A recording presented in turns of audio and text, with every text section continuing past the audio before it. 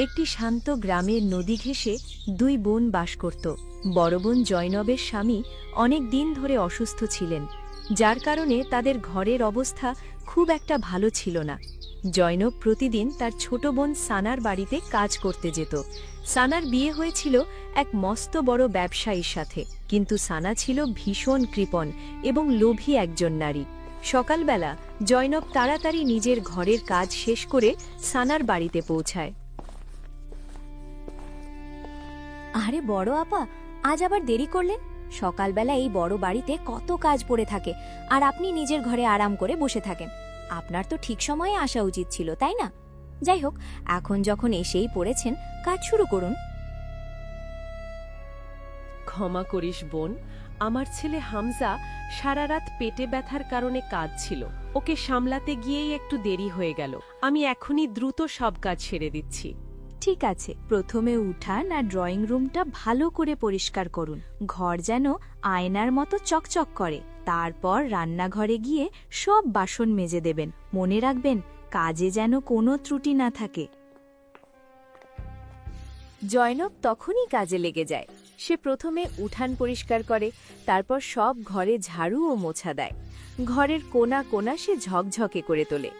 জয়নব যখন বাসন ধুতে বসে, তখন সানা আরাম করে চেয়ারে বসে চা খাচ্ছিল। আচ্ছা শুনুন আপা, সব কাজ তো প্রায় শেষই করেছেন। এখন একটু এদিকে দেখুন। এই বস্তাটা থেকে ভালো চালগুলো বেছে পরিষ্কার করে দিন। ভাঙা চাল আর ময়লাগুলো আলাদা করে রাখবেন। আমার বাড়িতে শুধু সেরা চালই রান্না হয়, বুঝেছেন? এরপর জলদি রান্নাঘরে গিয়ে দুপুরের খাবার তৈরি করে দেবেন। জয়নব নিঃশব্দে বসে চাল পরিষ্কার করতে থাকে। তার মনে একটা আশা ছিল। সানা বলেছিল সে কোনো টাকা দেবে না, কিন্তু কাজের বিনিময়ে চাল বা খাবার দেবে। জয়নব ভাবছিল আজ হয়তো কিছু ভালো চাল সে ঘরে নিয়ে যেতে পারবে। সানা, তুই যেমনটি বলেছিলি, আমি ভালো চাল আর ভাঙা চালগুলো আলাদা করে দিয়েছি। তুই একবার দেখে নে। জয়নব সব কাজ শেষ করে যখন বাড়ি ফিরতে যায়, তখন সানা তাকে থামায়। দাঁড়ান আপা, এই নিন, এগুলো ভাঙ্গা চাল। আমার বাড়িতে তো এসব কেউ খায় না, তাই আপনিই নিয়ে যান। আপনাদের ঘরে তো এসব অনায়াসেই খেয়ে নেবেন। সানা কিছু ভাঙা চাল একটা থলিতে ভরে জয়নবকে ধরিয়ে দিল। জয়নব কোনো কথা না বলে চালগুলো নিয়ে বাড়ির দিকে হাঁটা দিল।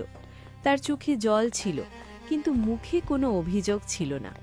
সে জানত যে তার এই অভাবের সংসারে ওই ভাঙা চালগুলো অনেক দামি।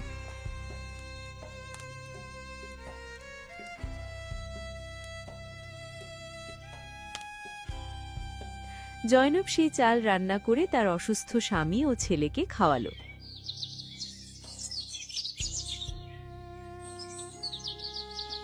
পরের দিন সকালে জয়নব আবার সানার দরজায় টোকা দেয়। আরে আপা, আজ তো আপনি খুব তাড়াতাড়ি চলে এলেন। ভালোই হলো। শুনুন, আজ আমার মাছ খেতে খুব ইচ্ছে করছে।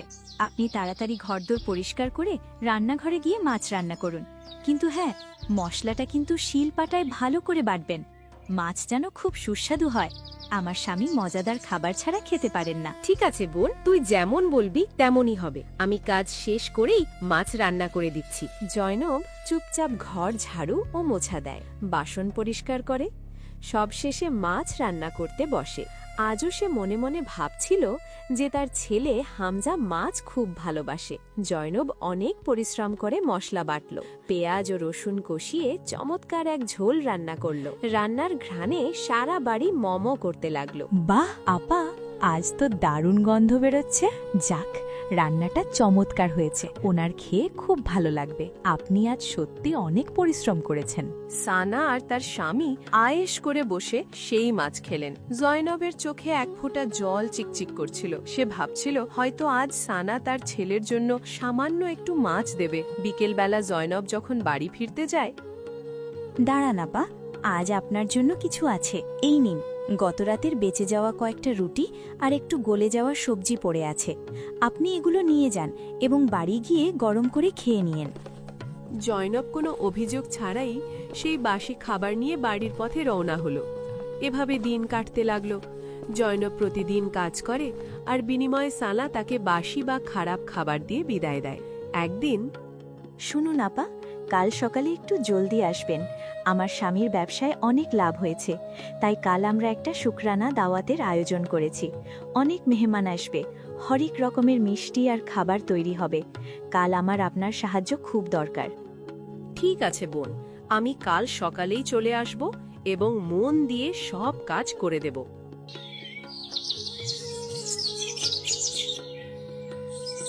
পরদিন সকালে জয়নব যখন ঘর থেকে বেরোচ্ছে, তখন তার ছেলে হামজা সামনে চলে আসে। আম্মু, আজ তুমি এত সকালে কোথায় যাচ্ছ? খালামণির বাড়িতে তো তুমি 8টার সময় যাও, এখন তো অনেক সকাল। বাবা, আজ তোর খালার বাড়িতে অনেক বড় দাওয়াত। তোর খালুর ব্যবসায় অনেক লাভ হয়েছে, তাই সেখানে শুকরানা মাহফিল হবে। অনেক মেহমান আসবে, ভালো ভালো খাবার রান্না হবে, তাই আমাকে জলদি ডেকেছে। আম্মু, এত মানুষ আসবে, তাহলে তো খালামণি আমাকেও ডেকেছে, তাই না? তুমি আমাকে সাথে নিয়ে যাচ্ছ না কেন? বাবা, আসলে তোর আব্বুর শরীরটা ভালো নেই তো, তুই চলে গেলে উনি ঘরে একা হয়ে পড়বেন, তাই তুই আজ ঘরেই থাক। ঠিক আছে আম্মু, আজ খালামণির বাড়িতে নিশ্চয়ই অনেক মিষ্টি হবে। উনি আমাদের জন্য দেবেন তো? তুমি আমার জন্য নিয়ে এসো আম্মু, আমি অপেক্ষা করব। হ্যাঁ বাবা, তুই নিজের খেয়াল রাখিস আর আব্বুকে ঠিক সময়ে ওষুধ দিয়ে দিস। জয়নব তার ছেলেকে সান্ত্বনা দিয়ে বেরিয়ে গেল, কিন্তু সে মনে মনে ভাবছিল যে তার বোন সারা গ্রামকে দাওয়াত দিল, অথচ একবারের জন্যও বলল না যে ভাগ্নেকেও সাথে নিয়ে আসতে। জয়নব যখন সানার বাড়ি পৌঁছালো, দেখল সেখানে উৎসবের আমেজ। বড় বড় ডেকচিতে রান্না চলছে, চারদিকে ক্ষীর, কচুরি, পোলাও আর মিষ্টির ঘ্রাণ। আরে, আপনি এসে গেছেন? জলদি করুন, দেখুন কত কাজ। বাবুর্চিরা চলে এসেছে। আমার সব বাসন পরিষ্কার চাই। ওই কোনায় যে নতুন বাসনগুলো আছে, ওগুলো বের করে মেজে ফেলুন। আজ যেন কোনো কমতি না থাকে। প্রথমে বাড়ির বাইরে ঝাড়ু দিন, তারপর যেখানে খাওয়া দাওয়া হবে সেই জায়গাটা ঝকঝকে করে দিন। ঠিক আছে বোন, আমি সব করে দিচ্ছি, তুই চিন্তা করিস না, অভিযোগের কোনো সুযোগ দেব না। জয়নব অনেক পরিশ্রম করে প্রতিটি কোণা পরিষ্কার করলো। মেহমানরা আসতে শুরু করলো। সানা দামি গয়না পরে সেজে গুজে ঘুরতে লাগলো। গ্রামের সবাই মিলে দোয়া করলো এবং তারপর সবাইকে খাবার পরিবেশন করা হলো। সারা গ্রামের মানুষ সুস্বাদু সব খাবারের স্বাদ নিল। মেহমানরা চলে যাওয়ার পর বাড়িতে নীরবতা নেমে এলো, তবে তখনও অনেক খাবার আর মিষ্টি রয়ে গিয়েছিল। আরে আপা, আজ আল্লাহর রহমতে অনেক বড় আয়োজন সফল হলো। কত মেহমান এলো, কত খাবার হলো। তবে দেখুন, কত খাবার আর মিষ্টি এখনো বেঁচে আছে। আপনি এক কাজ করুন, সব তুলে রান্নাঘরে গুছিয়ে রাখুন। আর হ্যাঁ, মিষ্টির পাত্রের নিচে যে ছোট ছোট গুঁড়ো আর জমে থাকা চিনির স্তর আছে, ওগুলো আলাদা করে বের করে নিন। জয়নব মাথা নিচু করে ক্লান্তিহীনভাবে সব মিষ্টি আর খাবার রান্নাঘরে গুছিয়ে রাখল। সানা তার ঘরের ভেতরে একটা পুটলি নিয়ে দাঁড়িয়েছিল। সে জয়নবকে ভেতরে ডাকল। এই নিন আপা, এটা আপনার জন্য। বড় পাত্রে মিষ্টির যে ভেঙে যাওয়া ছোট টুকরোগুলো ছিল আর কিনারায় যে চিনি লেগেছিল, এগুলো আপনি নিয়ে যান। আপনার ছেলেকে খাওয়ান, কেননা আমার বাড়িতে এই আবর্জনা কেউ খায় না। জয়নব চুপচাপ সেই থলিটা নিল এবং নিজের বাড়ির দিকে রওনা হল। আজ সে একটি শব্দও করল না। সে বুঝে গিয়েছিল যে তার নিজের বোনের মনে মানবতা বলে কিছু নেই। জয়নব কাঁদতে কাঁদতে বনের রাস্তা দিয়ে হাঁটা শুরু করল।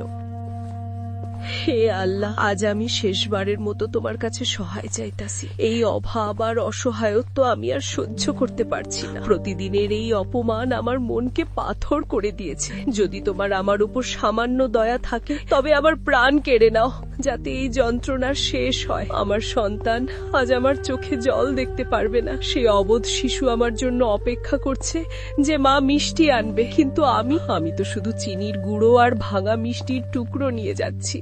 আমি তাকে কি জবাব দেব? বলে দেব যে তোর মা অন্যের এঁটো থালা পরিষ্কার করে বিনিময়ে এই উচ্ছিষ্ট পায়? হে আল্লাহ, আমাকে এই দুঃখ থেকে মুক্তি দাও। জয়নবের প্রতিটি দীর্ঘশ্বাস আকাশ পর্যন্ত পৌঁছালো। হঠাৎ সেখানে এক অদ্ভুত আলো ছড়িয়ে পড়ল। জয়নবের মনে হল কোনো এক গায়েবী শক্তি তাকে মানসিক শান্তি দিচ্ছে। সে কাঁদতে কাঁদতে নিজের বাড়ির দিকে রওনা হল।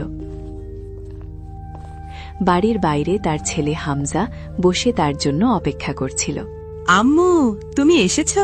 দেখো আমি কতক্ষণ ধরে তোমার পথ চেয়ে আছি। তুমি কি আমার জন্য মিষ্টি এনেছো? আম্মু জলদি পুটলিটা খোলো না, আমি মিষ্টি আর ভালো খাবার খাবো।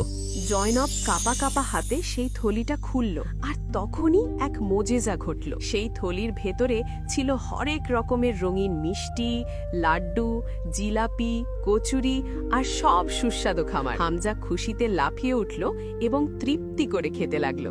হে ওপরওয়ালা, এটা কিভাবে সম্ভব? আমি তো শুধু চিনির গুঁড়ো এনেছিলাম।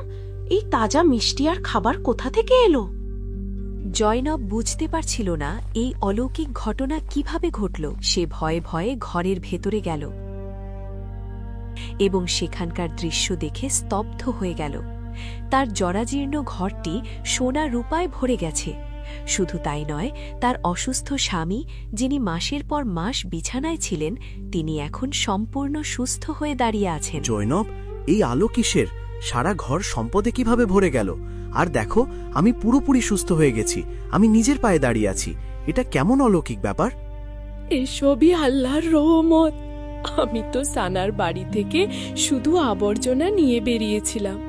পথে আমি আল্লাহর কাছে আমার সব দুঃখের কথা বলেছি।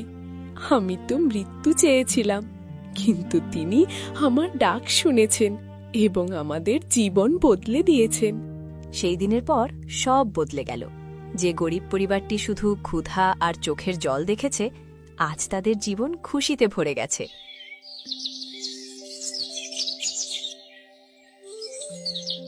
পরের দিনই জয়নুব তার পরিবার নিয়ে গ্রামের এক বিশাল ও রাজকীয় বাড়িতে থাকতে চলে গেল।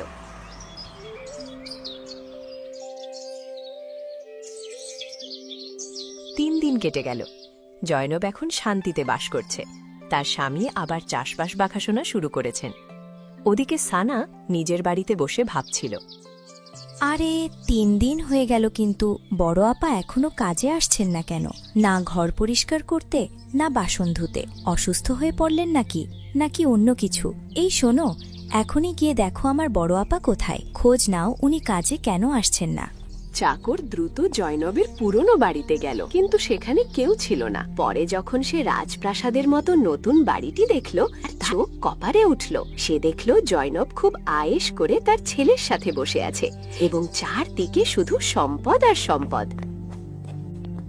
চাকর দৌড়ে সানার কাছে পৌঁছালো।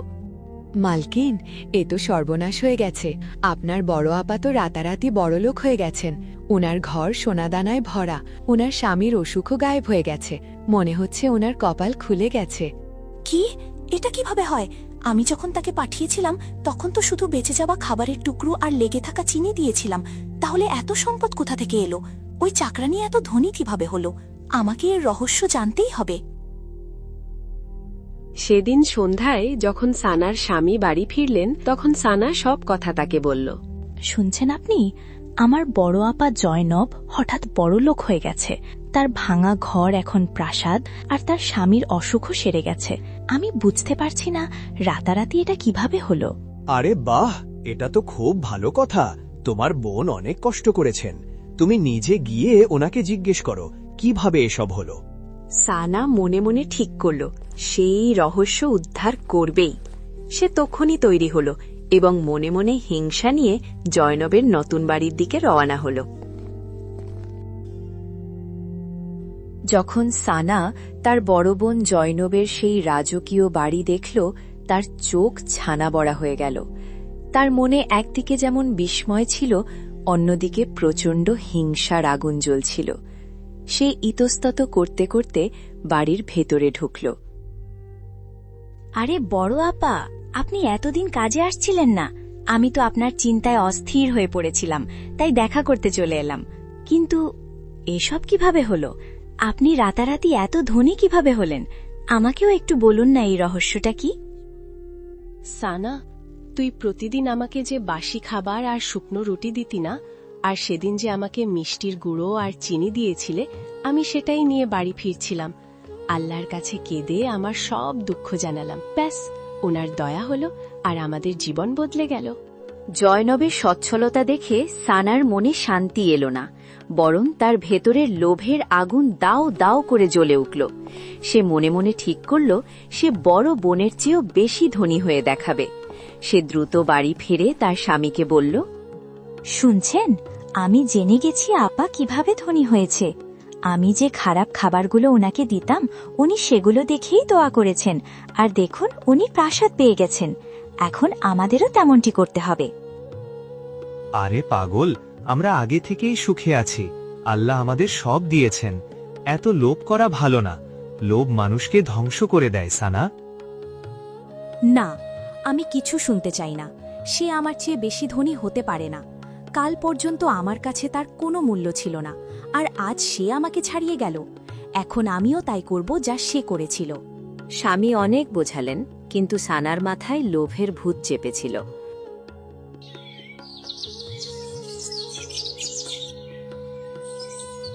পরের দিন দুপুরে সে জয়নবের বাড়িতে গিয়ে কুম্ভীর আশ্রু ফেলতে লাগল।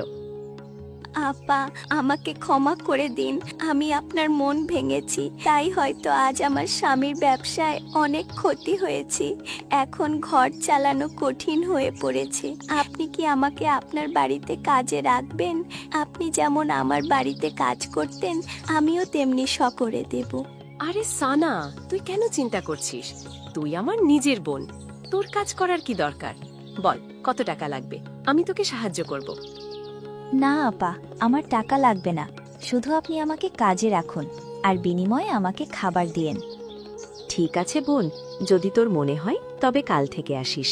তোর উপর আমার কোনো ক্ষোভ নেই। জয়নাব তার ছোট বোনের মিথ্যা বুঝতে পেরেছিল, কিন্তু নিজের মহত্বের কারণে কিছু বলল না। পরের দিন থেকে সানা কাজ করতে শুরু করল। তার মনে শুধু একটাই লক্ষ্য, সেই অলৌকিক ঘটনা ঘটানো।